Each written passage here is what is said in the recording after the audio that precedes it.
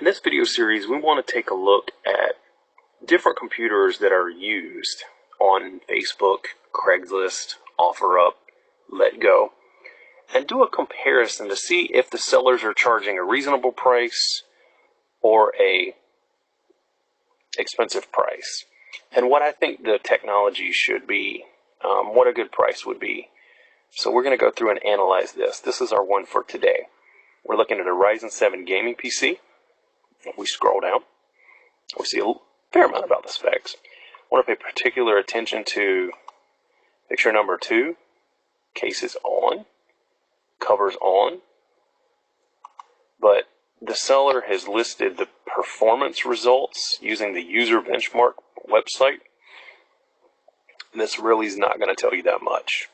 It's a good computer, I'm not saying it's not, but the performance results don't really give you anything about pricing or anything like that. So to me, that's kind of, it's information that's not needed. Anyway, we have a Ryzen 7 3800X, a GTX 1660 Ti, an SSD. This is a solid state drive, good for loading your OS very quickly, playing games quickly, but it's not that big for size. So if you were going to have like a really massive game library, you'd want to have a much larger SSD than this. But in this virus time, these things have gotten very pricey, extremely pricey. We have a normal magnetic 7200 1 terabyte hard drive. We are using Corsair Vengeance LPX DDR4 3000 memory. We have a total of 4x8 or 32 gigs. The motherboard is an Asus ROG Crosshair 7 Hero, and the power supply is a 700 watt. The seller states that the benchmark scores for corresponding parts are listed above. I'm going to be honest, it's not important. Scores are drawn from user benchmark software. Again, that's not important. And the PC absolutely flies, not saying it doesn't. It's great for doing just about whatever you'd want. That's absolutely true. And there's no issues whatsoever. And it has a clean install of Windows 10 64-bit. As I said, that's fine. That adds $10 onto the cost, maybe. Okay, so in this video, what we're going to do is we're going to look at, we have the specs. Let's look directly at Amazon and see exactly what it's going to cost. And then we're going to see what it would cost used, do the total, and then compare new to used cost, and see is this actually a good deal. Let's jump into it. Okay, so I'm going to go rather quickly so this video doesn't get very long. Here we have a Ryzen 7 3800X. Now again, all this stuff is new. Price is $338.99. The graphics card, this is kind of one of the higher end ones. And this is $289.99. A 240 gig SSD from SanDisk is $44.99. A 1 terabyte Seagate Barracuda drive, pretty decent hard drive, is $44.99. Again, all of this is new pricing, delivered to your door. Here we have DDR2 3200, a little bit better than what is in the computer. This is slightly different. They do have the slightly more updated version for $189. This is 4x8. But if we go this route here, then it's cheaper and it's 32 gigs, 2 sticks. So you could potentially put another 32 gigs in later or more if you chose to. And this is 160, so that's what we're going to use. The motherboard, a Crosshair 7. There's several different variants. I'm just going to go with this one. We're going to say it's around $300.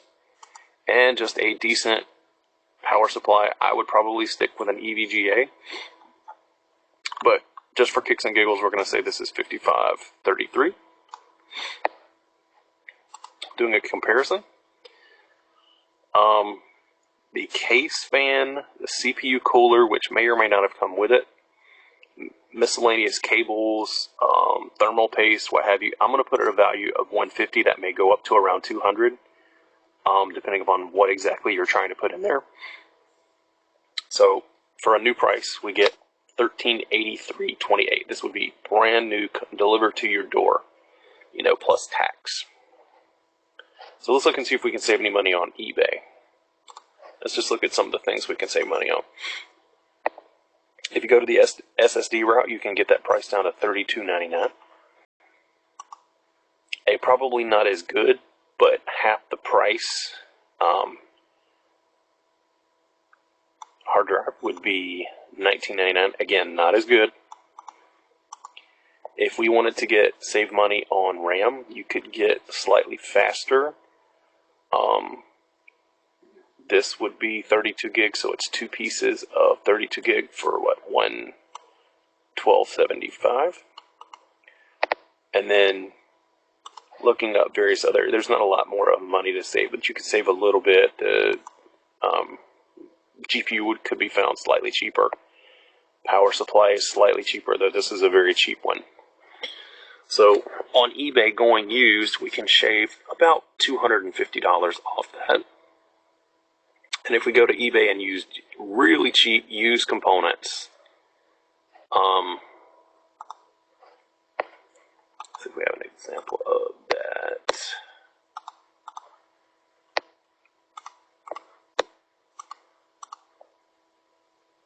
Like this, if you use really cheap, like this power supply I wouldn't use, but you'd want something that was new, not some non-brand thing. But if you were going for the cheapest you could get, you could use this power supply, and it would probably work, but I would get Crucial, some name brand, EVGA, some name brand that comes with a warranty.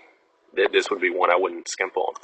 But as you can see here, like you can get the 1660 a little bit cheaper, and you can even go the next level up, motherboard for $250. So you could save a little bit more money over there going the used route with SSDs and terabyte drives. I don't know that I would, but you could. So long story short, if you compare new and used, you can save a small amount of money using generic parts. I would probably go with the eBay used because they have a pretty decent warranty. And pretty much once you put something in and it starts working, it works for a while. That's not always the case, but so long story short,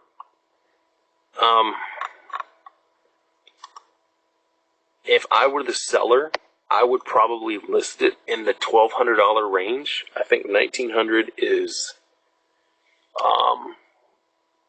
a little extreme even for today's standards, because this is current prices as of right now. Now, if the virus gets really bad, prices may continue to go up.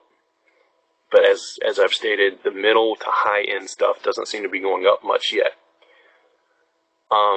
So you could save money, but again, I think that particular ad is just way too expensive.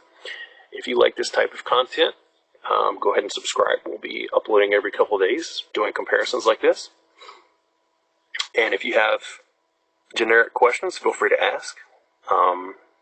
Thanks for watching.